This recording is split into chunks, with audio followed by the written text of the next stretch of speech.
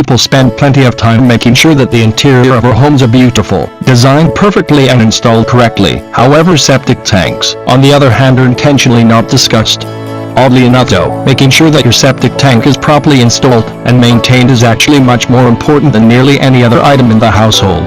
A backed up sewer is no laughing matter, so let's take a look at some important factors when it comes to septic tank installation and maintenance.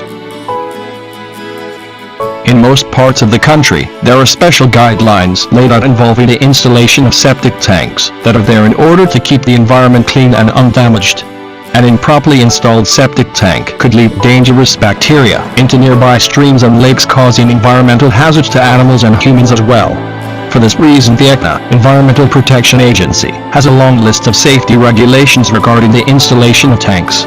In most states, the installer will need to be licensed and permits purchased in order to even begin the installation.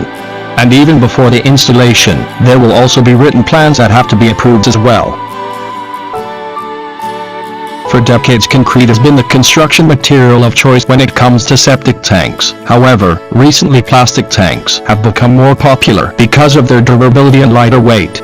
A plastic tank can end up lasting many years longer than concrete because of its resistance to acids, alkalis, and solvents.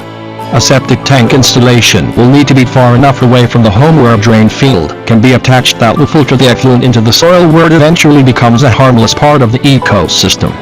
There will be regulations that are part of the building code, dictating how deep the tank needs to be placed and how much soil needs to be placed on top of it for safety.